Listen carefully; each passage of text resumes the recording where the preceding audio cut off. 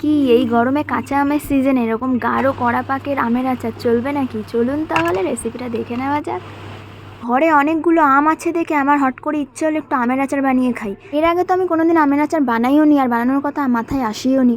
কিন্তু ভাবলাম বানিয়ে খাই, দেখি খারাপ হলে হবে ভালো হলে হবে। খাবো তো আমি, অবশ্যই আমি একা খাবো না, আমার ঘরে সবাই খাবে আমি বানালে। হঠাৎ করে কি ইচ্ছে হলো যে খোলা শুদ্ধ আমের আচারটাই বানাই। তাই খোলা শুদ্ধ আমগুলো ভালো করে কেটে নিয়ে তাই হলুদ জলে একটু ভিজিয়ে দিলাম। সেই ফাঁকে একটু মশলাটাও বানিয়ে নিই। মশলা বানানোর পাশাপাশি ততক্ষণে আমের আঠাগুলোও ছেড়ে যাবে হলুদ জলে। মশলাটা একটু বেটেও নিলাম শিলনোড়াতে। আর আমার শিলনোড়াতে একটু মশলা করতে বেশিই ভালো লাগে, টেস্টটা মনে হয় আলাদাই আসে। তোমাদের কি মনে হয়? আমার তো তাই মনে হয়। আরে তোমাদের তো মশলাটাই বলিনি, ধনে জিরে মৌরি আর শুকনো লঙ্কা, ব্যাস আর কিছু না।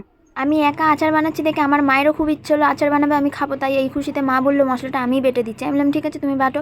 ততক্ষণ আমি কড়াতে এবার তেল রেডি করে নিলাম। তেলের মধ্যে তেজপাতা, শুকনো লঙ্কা আর 5 ফোড়ন ভালো করে ফোড়ন দিয়ে কড়াটা নাড়িয়ে চড়িয়ে তারপর আমগুলো ঢেলে নিলাম। মা আগের থেকেই বলে দিয়েছিল বেশি তেল দিয়ে আবার আমের আচার বানাতে যাস না, অল্প করে তেল দিবি। তাই অল্প করে তেল দিয়ে আমগুলো ঢেলে দিয়ে নুন দিয়ে দিলাম। নুন দিয়ে ভালো করে আমগুলো কিন্তু এবার ভাজতে হবে চাপা দিয়ে দিয়ে। এরকম পজিশনে ভাজতে ভাজতে চলে এলে আমগুলোকে ভাজা হয়ে গেলে তারপর ভালো করে চিনি দিতে হবে।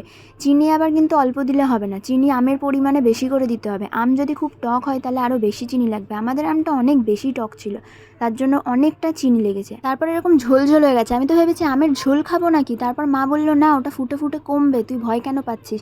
কারণ আমি প্রথমবার আমের আচার বানাচ্ছিলাম, আমার কোনো এক্সপিরিয়েন্স ছিল না যে কেমন হবে ওর পজিশনটা। নাড়তে নাড়তে লাস্ট পজিশনে এসে লাস্টের দিকে যেই মশলাটা করেছিলাম মশলাটা ভালো করে দিয়ে দিলাম। দিয়ে অনেকক্ষণ ধরে নেড়ে চুড়ে আবার চাপা দিয়ে দিলাম। এভাবে নাড়তে নাড়তে লাস্ট পজিশনে এসে বুঝতে পারবে যে অনেকটা মাখা মাখা হয়ে গেছে, গাঢ় গাঢ় হয়ে গেছে, পুরো ফুটে ফুটে জিনিসটা মাখা মাখা হয়ে যাবে। তখন বুঝতে পারবে যে আচারটা আমার প্রপার রেডি হয়ে গেছে। ছোটো থেকে ঠাকুমা আচার বানাতো, একটু চেক করতাম, তাই আমি আচার বানিয়ে ঠাকুমাকে আগে দিলাম যে তুমি চেক করো কেমন হয়েছে। তারপর ঠান্ডা হয়ে গেলে কাঁচের বয়ামে ভরে রেখে দাও, ব্যাস সারা বছর ভালো থাকবে, যখন ইচ্ছা খেতে পারবে।